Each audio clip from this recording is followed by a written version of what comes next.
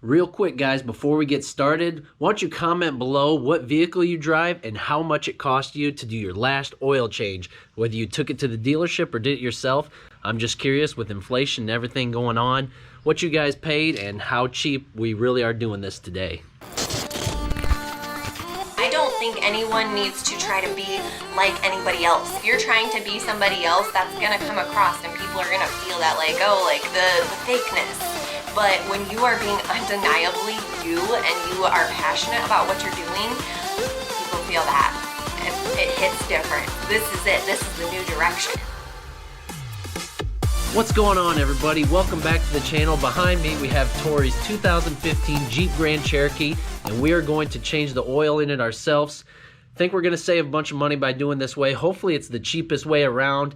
Everything's always cheaper when you do it yourself. You guys have really been enjoying the DIY series with the backyard deck, with the yard sale we did. These videos are just kind of fun. I've been a big fan of always changing my own oil, even when I bought new vehicles or new to me vehicles and the dealership offers, you know, 10 free oil changes or whatever. I always decline those. I always do it myself. You always hear these horror stories of, you know, they forgetting to put the oil back in or stripping out your drain plug or something like that. So I always like doing it myself. Anyways, you guys, I'm going to take you through the process. If you got a Jeep, 2015 Jeep, it's a 3.6 V6. Let's go ahead and dive into this one today and try to figure this out on a budget, DIY style. Here we go. All right, well, first things first, the garage is super tight, super packed, so we're going to have to get the old Duramax out of the way, the old John Deere out of the way, and maybe center out the Jeep here in the garage. We don't have a jack. You know, a jack costs about 150, 200 bucks for a good jack. We're going to go ahead and put some boards underneath the front tires to lift it up off the ground a little bit. The Duramax is a lot easier because you can just roll underneath of it. I don't think I can roll under this car, so we're going to get it off the ground a little bit, get it centered in the garage, and then we'll get started. Pop the hood and let's go.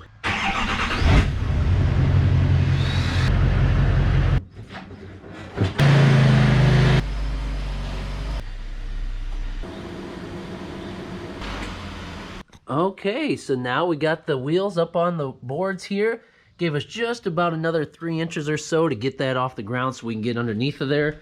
It looks halfway safe, so now we can pop the hood and then get everything we need to get underneath of this bad boy and find that drain plug. So if we get in here, there should be a lever here somewhere. Right down there. Simple pull of that. Come around here. Sorry my voice is scratchy. I've been sick all weekend, go figure. So I do sound a little raspy today. I apologize. Make sure we don't tear anything out from the garage door. Okay, that's good. Look at that sexy V6. Looks like here's our oil cap. We can go ahead and take that off. Looks like there was oil in it too. That's always a good sign. You always want oil to come out. If not, you're gonna have a problem. Okay, before we go diving under there, a couple things we're gonna need. A catch pan, something to catch the oil. We wanna make sure that we take the cap off of that so it doesn't go all over the floor. Hopefully it's halfway empty, which it is. And then I do have one of these oil filter tools to help tighten down on the oil filter and crank it off. If not, I've seen people drill holes in it and stick a screwdriver through, or some other theory if you want to be real cheap, but I think these are pretty cheap.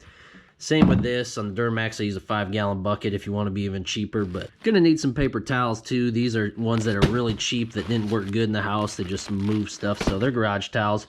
Super cheap because look, we're already making oil on the floor. If you can change oil without making a mess, I commend you. And then some old towel here to get underneath of it. Okay, let's dive under this bad boy. Okay, slide on our mat here and right here. Look at that booger. Got the light shining on it too. Now, if I can set the GoPro down right there, try to make sure the catch pan's over it because it will spew out kind of quick. You want to make sure that the car is not too warm. If you've been driving a lot, you might want to let it sit for a minute because that oil will be super hot and could burn your hand. Probably a good idea to wear gloves too. It looks like we're going to be using a 13mm socket too. Make sure it's set on reverse. We'll just kind of crack that loose like I already did. And don't drop the damn plug into the catch pan. You'll never find it. It'll be covered in oil. Here we go. Let's try to do this quick and get our hand out of the way without getting burned by motor oil. Righty-tighty, lefty-loosey. Here it goes. Okay. Not too hot. Didn't get burned. So now I'll set that aside and we'll let that oil come out of there. So we'll let that drain out and then we'll pop the filter off next. Let's grab some of our cheap paper towels here and get our hand cleaned off. Look at that hat too. I need a new one, but them Unfluencer hats are sick. Shameless merch plug.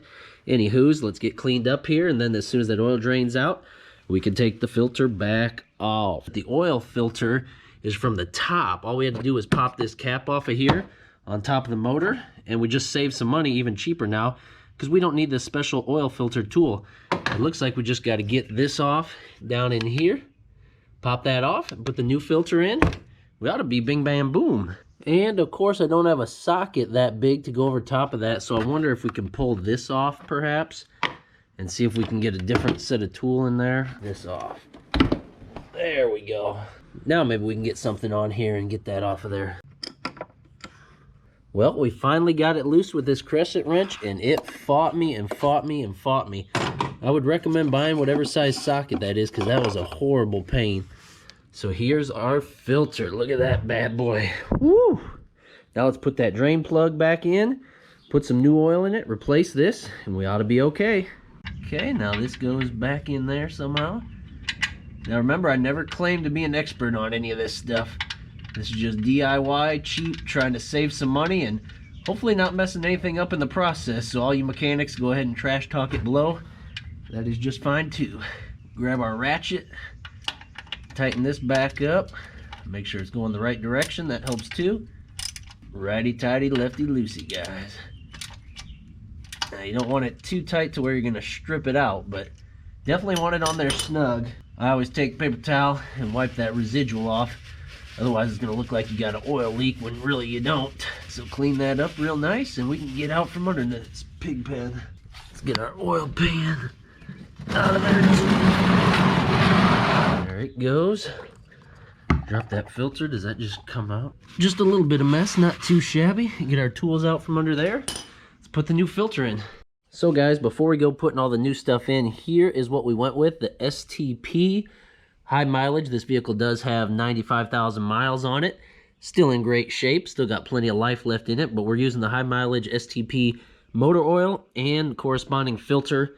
We stopped at our local AutoZone store. I don't know if you can see this, but the oil was on sale. I asked for their special $23.99, but we did have to buy one extra quart with it for $5.99, and then we also had the filter, which was $5.99. So super cheap, I feel like. I'll put the total on the screen here. We did buy a couple other things, but just for the oil and filter, this is what we went with. Again, we have our own tools and we're doing our own labor, which is why I call this a super cheap oil change.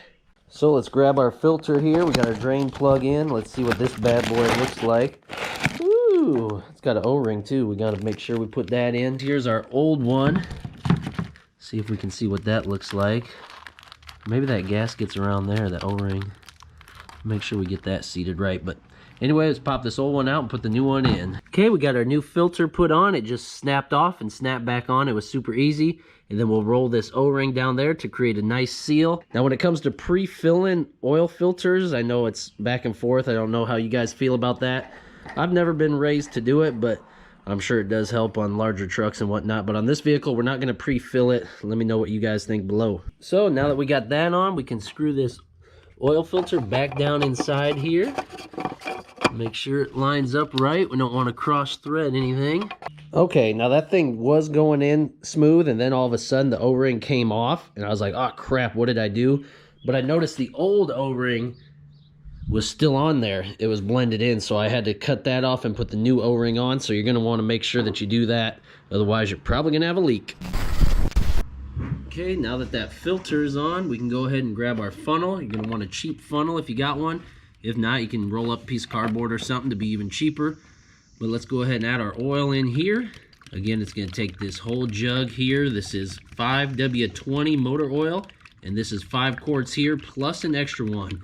Again, this is a 2015 3.6 liter V6 Jeep Grand Cherokee, and that is exactly what this type of vehicle calls for. All right, now we'll add our single cord in here. Again, I am sweating bullets and breathing hard, but I am just getting over a fever, so I think my body's just trying to fume the rest of this stuff out of me. So this is my little project for the day to get me back in the swing of things. That's why I'm all over the place. Okay, there's that. We'll put our cap back on. And this cover deal. Let's try to make sure we line this up right so it goes back on somehow. That seems about right there. This cap goes on, and bam. And guys, I really do love how easy that was to do from the top side as opposed to getting the filter from up underneath. Super cool thing that Jeep thought of there. I will commend them for that. You want to make sure you don't leave any tools in the engine bay too, otherwise you'll be clank, clank, clank down the road and something will blow. So anyways, let's close this Jeep hood up. And then the last thing we got to do is get in the manual and see how to reset the oil gauge. All right, class, now if you would all open your books to page 194, we can reset the dang oil thing. All right, vehicles are equipped with the blah, blah, blah. Okay, without pushing the brake pedal, push the engine start-stop button and place the engine to the on-run position, but do not start the engine. Fully depress the accelerator pedal slowly 3 times within 10 seconds. Without pushing the brake pedal, press the engine start-stop button and return the engine to the off. Okay, now that we got that reset, we're back outside the Jeep here. We can get off our sketchy ramp setup and then we can clean up the garage here. It's a good idea to let the vehicle run for a while, or as my dad would say, take it out for hot laps and get that oil all through the system, and then you'll be ready to go on your next adventure. Okay, and now we can investigate our mess. Really, that's it? You guys should see when I do the Duramax, it's way worse than this. But I'll switch it over to time-lapse mode, clean this up, and then we'll wrap up today's video.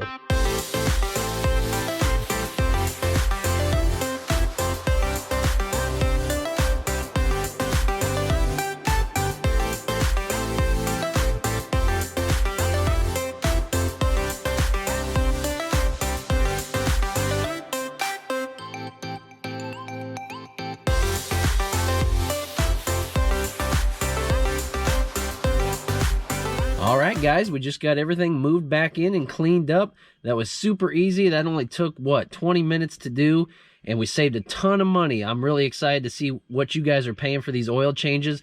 This one was definitely not even 50 bucks, probably less than 40. I'll flash the total up on the screen here now. And see, that's crazy. That's why you do things yourself. You can control the quality, you can control the time frame, everything. It's just such a great idea, and it makes you feel good that you're doing something for yourself. I know this was on a beauty channel, but that's okay because Jeeps are beautiful, Duramax are beautiful, and John Deere's beautiful.